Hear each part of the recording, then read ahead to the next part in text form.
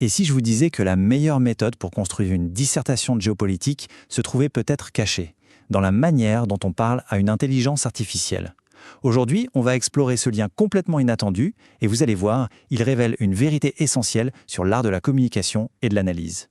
Allez, c'est parti!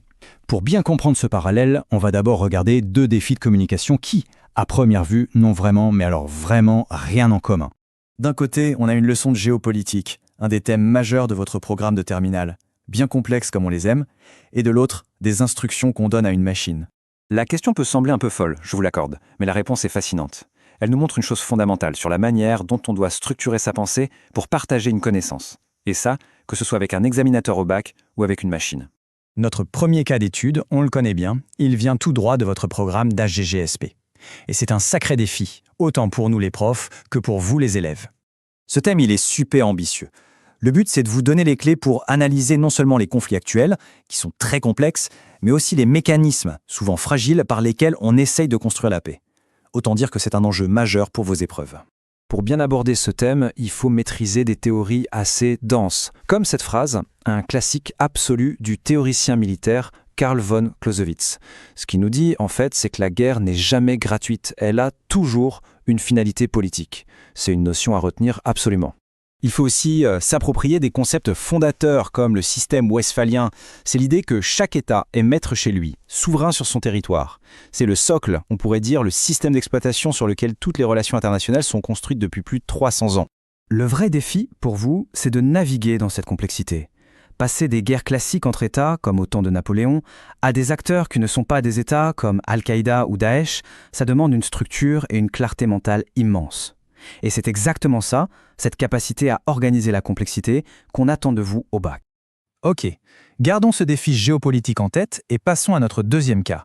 On change complètement d'univers, bienvenue dans le monde de l'intelligence artificielle et d'une compétence toute nouvelle qu'on appelle le prompt engineering. En clair, il ne s'agit pas de savoir coder.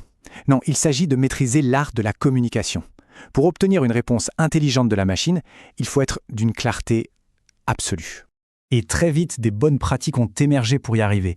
Par exemple, donner un rôle précis à l'IA, décomposer une tâche compliquée en petites étapes plus simples, ou encore fournir des exemples concrets de ce qu'on attend. Tiens, ça ne vous rappellerait pas quelque chose? Un principe fondamental, c'est la formulation positive.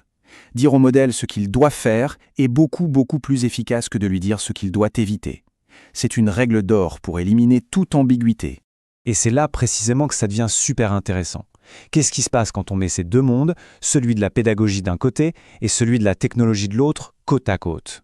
Eh bien, on découvre que les principes pour bien briefer une IA sont quasiment identiques à ceux d'un enseignement efficace.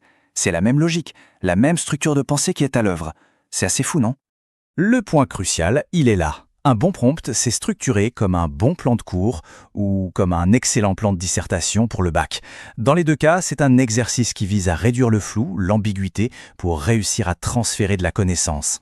Les deux s'appuient sur une progression logique, étape par étape, pour construire la compréhension. On ne demande jamais de rédiger une dissertation d'un coup sans avoir appris à faire une intro, un paragraphe argumenté. C'est pareil pour l'IA.